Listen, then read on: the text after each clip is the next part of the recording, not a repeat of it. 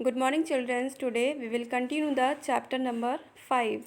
Okay, now we will learn about the preservation of nutrients in food.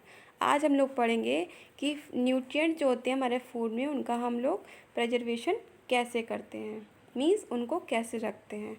Food contains essential nutrients which help the body function efficiently. Food में क्या होता है, बहुत से ज़रूरी nutrients होते हैं जो कि हमारे बॉडी फंक्शन में हमें हेल्प करते हैं.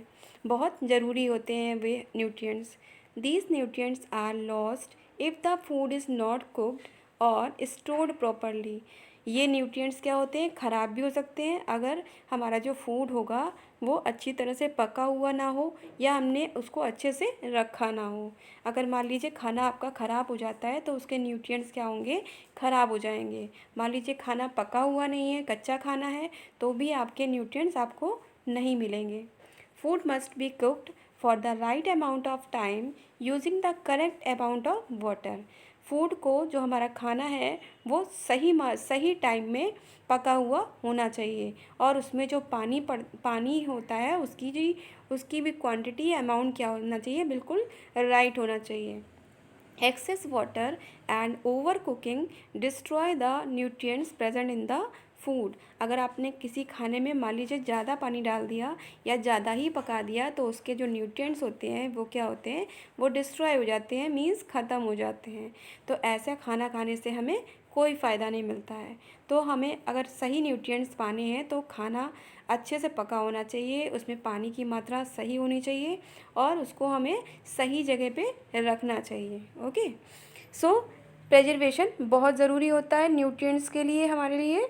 तो हम लोग को सही टाइम पे खाना पकाना चाहिए और सही मात्रा में उसकी वाटर उसमें मिलाना चाहिए. Okay, now food which is incorrectly cooked or stored can get spoiled due to the growth of microbes, hence it should be preserved properly. Food which is incorrectly cooked, मान लीजिए ऐसा कोई फूड है जो हम लोग सही तरीके से ना पका हो, सही तरह से ना स्टोर हुआ हो, तो क्या होता है वो ख़राब हो जाता है. क्योंकि उसमें क्या हो जाता है, उसमें जो माइक्रोब्स होते हैं वो उनकी मात्रा बढ़ जाती है. मतलब उसमें किसी तरह का फंजाई लग जाता है, किसी तरह के कीड़े टाइप के हो जाते हैं. अगर खाना ख़राब होता है तो उससे महक आने लगती है, दैट मीन्स उसमें माइक्रोब्स की संख्या बढ़ जाती है. Hence it should be preserve properly, इसलिए हमें खाने को सही से रखना चाहिए.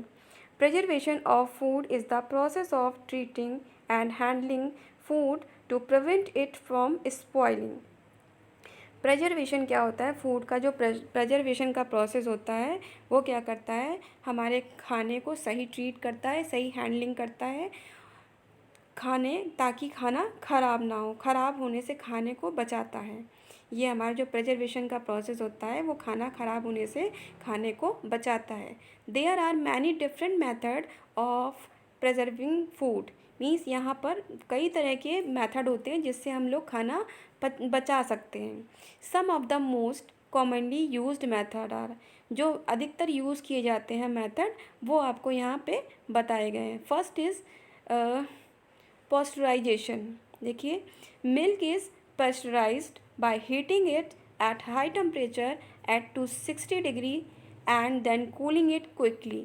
मीन्स मिल्क को हम लोग क्या करते हैं, हीटिंग के द्वारा पॉस्चराइज कर लेते हैं. कितने टेम्परेचर पर करते हैं, कम से कम 60 डिग्री टेम्परेचर पर करते हैं और उसके बाद उसे ठंडा करके रख लेते हैं. आप लोगों को पता है कि आप लोगों की मम्मा क्या करती है कि दूध जब आता है तो उसको पकाकर फिर रख दिया जाता है ताकि वो ख़राब ना हो. अगर हम लोग डायरेक्टली दूध को ऐसे रख देते हैं तो क्या होता है, दूध हमारा ख़राब हो जाता है.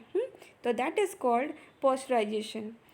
देखिए सेकंड नंबर, रेफ्रिजरेशन और D freezing. Food can be stored in the refrigerator for a few days. खाने को हम लोग अपने फ्रिज में रखते हैं ताकि खाना ख़राब ना हो, लेकिन कुछ दिन के लिए.